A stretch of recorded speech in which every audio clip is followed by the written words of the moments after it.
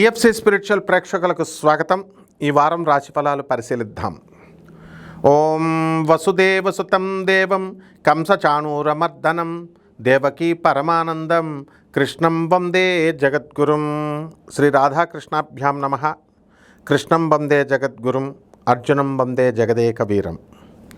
ఈ వారములో మనకి గ్రహ స్థితిగతులను కనుక మనం చూసుకున్నట్లయితే ఏ రాశిలో ఉన్నాయో చూద్దాం. ముందుగా మనకి కుంభరాశిలో రాహు ఉన్నాడు.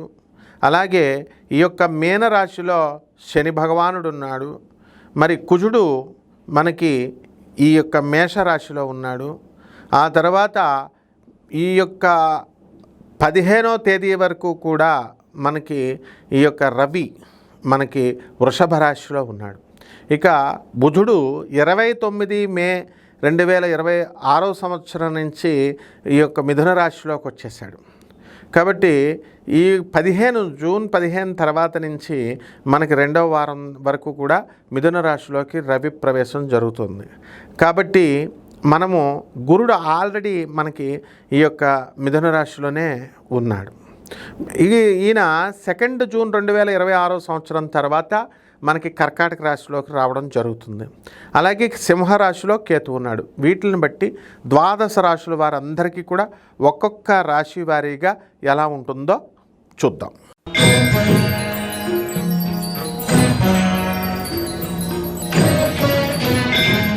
కుంభరాశి. ఈ కుంభరాశి వారికి అందరికీ కూడా ఏలినాటి శని జరగబోతోంది.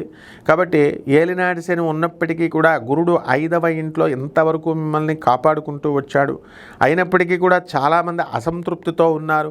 కుంభరాశి వారు మాకు ఏమిచ్చిందండి, ఈ యొక్క పనులు లేవు, ఉద్యోగాలు లేవు, శాలరీస్ లేవు, ఇలా అనుకుంటూ వచ్చారు. అయినప్పటికీ కూడా మీకు బ్రహ్మాండంగా జరగడం అనేటటువంటిది జరిగింది. మీ ఆరోగ్యాన్ని కూడా ఏ విధమైనటువంటి పెద్ద అనారోగ్యాలు కలిగించకుండా మిమ్మల్ని బ్రహ్మాండంగా సేవ్ చేసుకుంటూ గురుగ్రహం వచ్చింది.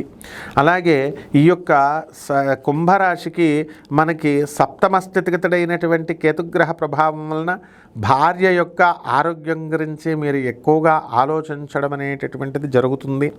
అయితే భార్య అనారోగ్యం పాలేమీ కాదు, ఖర్చులు అధికంగా మీ ఇళ్లలో అవ్వడం జరుగుతుంది. మెడికల్ టెస్టులకే చాలా డబ్బు ఈ ఏలినాటి శని సమయంలో జరిగిందనే బాధ మీకు ఉంటుంది. ఈ వారంలో మీకు అనారోగ్యంగా చేసింది ఏమో అనేటువంటి అనుమానంతో మీరు టెస్టులు ఇవన్నీ కూడా చేయించుకున్నారు. అవన్నీ కూడా నార్మల్గా వస్తాయి. అదేవిధంగా ఈ యొక్క రాశివారు రియల్ ఎస్టేట్ వ్యాపారస్తులు ఎవరైతే ఉన్నారో అటువంటి వాళ్ళందరికీ కూడా తృతీయ స్థితిగతుడైనటువంటి కేతుగ్రహ ప్రభావం వలన మీకు రియల్ ఎస్టేట్లో వ్యాపారం కదులుతుంది. అలాగే మీ అక్కా చెల్లెళ్ళు, అన్నా తమ్ముళ్ళు వీళ్ళందరూ కూడా బ్రహ్మాండంగా వృద్ధిలోకి రావడానికి అవకాశాలు ఉంటాయి. జన్మంలో ఉన్నటువంటి రాహుగ్రహ ప్రభావం వలన ప్రతి పని మీద కూడా కాన్సన్ట్రేషన్ లేకుండా ఉండడము, అందరి మీద అనుమానము, మీ మీద మీకే అనుమానము ఉండడం, మీ మీద మీకు నమ్మకం కోల్పోవడం, ఇలాంటివన్నీ కూడా జరుగుతాయి. సో బీ సెల్ఫ్ కాన్ఫిడెంట్గా ఉండండి. మీరు తీసుకున్నటువంటి ఏ నిర్ణయమైనా సరే అది తప్పైనా చెడైనా మంచైనా దానికే స్టిక్ అయి ఉండడం అనేటటువంటిది చాలా గొప్ప విషయము. అలాగే ఆ స్ఫూర్తితోనే కుంభరాశి వారందరూ కూడా ఎక్కువ ప్లేయర్స్ కుంభరాశి వాళ్ళు ఉన్నారు. అటువంటి వాళ్ళందరూ కూడా మనకి ఈ క్రికెట్ వరల్డ్ T20 కప్ మ్యాచ్లో గెలవడం అనేటటువంటి జరిగింది. అదేవిధంగా ఈ IPL మ్యాచ్లో కూడా ఈ కుంభరాశి వారు గెలవడానికి ఎక్కువ అవకాశాలు ఉన్నాయి. చూద్దాం ఏం జరుగుతుందో. కాబట్టి పరిహారాల దగ్గరికి వచ్చేసరికి ఈ కుంభరాశి వారికి ఏలినాటి శని జరుగుతుంది. కాబట్టి శని జపం చేయండి, శని స్తోత్రాలు చదవండి, శనికి కిలోంపావు నల్ల నువ్వుల్ని నల్లని వస్త్రాన్నిచ్చి పేద బ్రాహ్మణులకి శనివారం నాడు 8 గంటలకి దానం చేసుకోండి.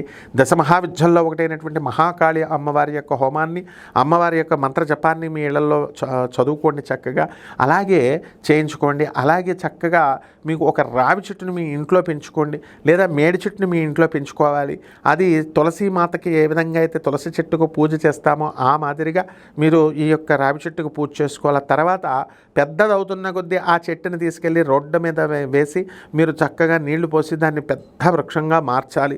ఇలా చేస్తే ₹1 కూడా మీకు ఖర్చు అక్కర్లేకుండా మీ పూర్వీకులు చేసినటువంటి పొరపాట్లు, మోక్షనారాయణ బలి పూజ, ఆశ్లేష బలి పూజ ఇలాంటివన్నీ ఏం చేయక్కర్లేకుండా ఆ చెట్టు మిమ్మల్ని బ్లెస్ చేస్తుంది. పితృదేవతల అనుగ్రహం మీకు లభిస్తుంది. శుభమస్తు.